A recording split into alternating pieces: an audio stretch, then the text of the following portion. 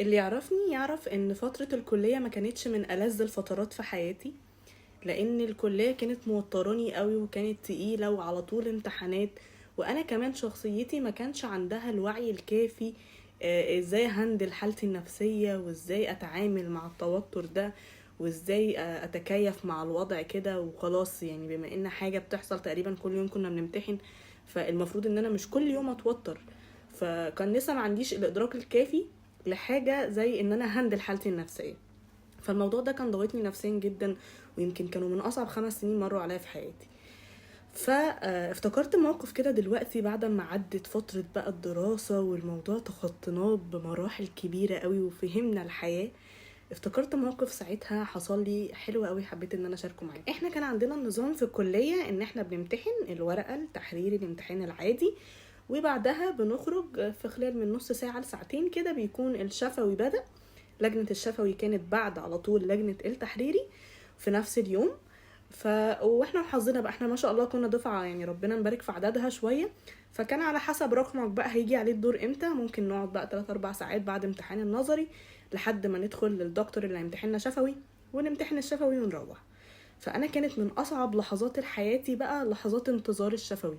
انا داخله على مجهول حتى لو مذاكره، وكمان بقى بلس ان انا شخصيه اصلا بتتوتر قوي قوي، فالتوتر كان بيبقى الضعف. فانا واقفه مستنيه، كنت بقعد افكر واقعد اقول امتى هيجي اليوم اللي انا ابقى خلاص خلصت دراسه ويبقى ده بالنسبه لي ماضي. من كتر ما اللحظه كانت بالنسبه لي مؤلمه قوي، وانا متوتره قوي وداخله انا مش عارفه انا هتسال في ايه، مع اني ممكن اعرف اجاوب، بس هو توتر من اجل التوتر. في يوم كان عندنا مادة وانا طالعة كده وعرفت الدكتور بتاعي فين، وداخلة بقى اشوف الناس اللي معايا. في دكتورز بتمتحنك لوحدك، يعني يدخل كده يديك ورقة تحلها ويسألك فيها لوحدك. وفي دكتورز بتدخلنا از جروب بقى، ندخل ان احنا مثلا 4-5، يفضل بقى يسأل فينا بالدور كده او يعملها زي مناقشة كده، نقعد كلنا نجاوب مع بعض. فالدكتور ده اللي انا عرفته ان هو بياخد كل حد لوحده، يا اما بيديله ورقة فيها سؤال يجاوبه وبعدين يناقشه في اجابته، يا اما يوقفك كده قدامه ويسألك. فانا لقيت ناس معايا ما شاء الله كانوا متفوقين شاطرين، الناس الدحيحه زي ما بنقول، وخارجين بيعيطوا عياط هستيري بقى. فاللي هو في ايه لما الناس المفروض مذاكره خارجين بيعيطوا كده؟ طب هو بيعمل ايه فيهم؟ يعني بيسال ايه صعب قوي كده او وصلهم للعياط ده ازاي؟ جالي حاله من الذعر، بانيك بقى، خلاص انا عايزه اجري. انا ممكن اسيب الماده كلها وبس مش هدخل عشان انا مرعوبه. والدور يعدي وانا دوري عمال يقرب، دوري عمال يقرب، وانا كنت اخر واحده في الكشف. فعماله اقول بقى انا اخر واحده واهدي وده هيساعدني ان انا اراجع اكتر، وعماله ابص في الورق ومش عارفه اراجع ايه منهج بقى، انت بتتكلم في ماده كامله في ترم كامل، فانا مش عارفه اراجع ايه ولا ايه وهبص في ايه وانا مش عارفه هو بيسال ايه. والناس لما بتخرج معيطه انا مش فاهمه منهم برضو، يعني ايه نوعيه السؤال اللي خدتكوا قوي كده؟ والعدد عمال يقل، كل اللي بيخرج بقى بيعيط يروح، وانا طبعا خلاص الدور عمال يفضى عليا. لحد ما خلاص كان فاضل لي 2-3 كده دخلوا ورا بعض. سبحان الله، دي من الحاجات ان انا بشوف ان بجد فرج ربنا مشيت بإرادة ربنا سبحان الله. يعني طبعا كل حاجة في الدنيا بتمشي بإرادة ربنا، بس اقصد ان هو انا من كتر الدعاء ومن كتر توتري مهما كانت حساباتي انا ما كنتش هعرف اظبط حاجة زي ما ربنا سبحانه وتعالى ظبطها لي كده في اليوم ده. جه عليا الدور. انا حرفيا قبل ما ادخل وافتح الباب، احنا كنا في جو عادي مش شتا ولا اي حاجة، الدنيا اتقلبت مطر بشكل هستيري، بشكل غريب لدرجة ان الناس اتخضت. وصوت بقى برق ورعد والدنيا بتمطر، وهي الكلية اصلا على كورنيش النيل، فيعني الموضوع كان واضح قوي، وصوت المطرة نازلة على النيل كده قوي.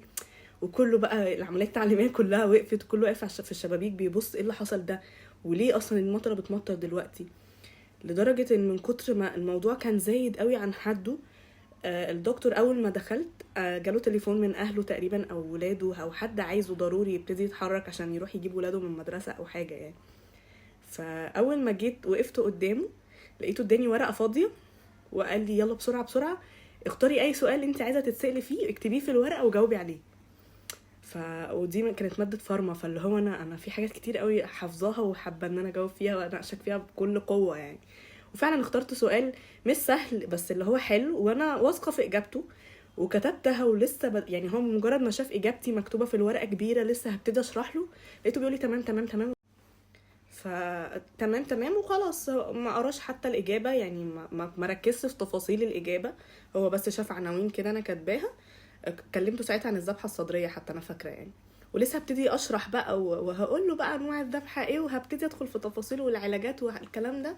لقيته بيقول لي تمام تمام خلاص تمام كده. وراح كتب قدامي، ونادرا لما بتشوف درجتك في الشفوي اصلا انت بتبقى خارج مش عارف الدكتور اداك كام، بس من السربعه وان هو عايز يقفل بسرعه كتب الدرجه قدامي. ويلا بسرعه شوفي هتروحي ازاي وقومي وشوي عشان تلحقي تروحي يعني. وفعلا خرجت لقيت الدور خلاص كله مشي، وانا خارجه وانا مش مصدقه انا ضيعت وقت قد ايه توتر مرعب لمجرد ان انا يعني شفت بس تأثير الموقف على بقية الناس. وسبحان الله انا لو كنت اتشقلبت كده ما كنتش هقدر اظبط ان الموقف يعدي بالسلاسة والسهولة دي. ساعتها ادركت فعلا اللهم لا سهل الا ما تجعله سهلا، انت ربنا سبحانه وانت ان شئت تجعل الصعب سهلا. فعلا ان هو بجد بجد ربنا اراد يهون عليا الموقف. ورغم كل التوتر والتعب والرعب اللي انا كنت فيه، يمكن ده اسهل شفوي يعدي عليا. يعني مفيش اجمل من انك تدخل والدكتور يقولك شوف انت عايز تجاوب ايه، اسأل نفسك سؤال وجاوب عليه. هو سايب لك حرية الاختيار تماما بقى بالسهولة والصعوبة، وانت وشطارتك تثبت نفسك يعني.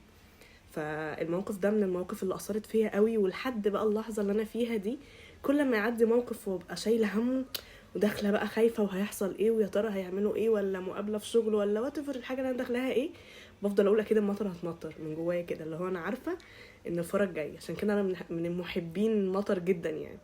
فبالنسبه لي بقى دايما حتى لما حد بحس ان هو متوتر او خايف من حاجه اقول له اصبر بس شوف اخرها ايه، وادعي ادعي بيقين قوي وهتلاقي الموازين كلها اختلفت لصالحك. حتى لو انت شايفها مستحيلة والناس كلها بتقولك مستحيلة، فمهما كنت شايفها مستحيلة وكل الظواهر اللي حواليك والناس بتقولك دي مستحيلة، لا كون عندك يقين في ربنا وواثق كده ان لا ربنا يقدر يخلي كل حاجة احسن من اللي انت متخيله كمان.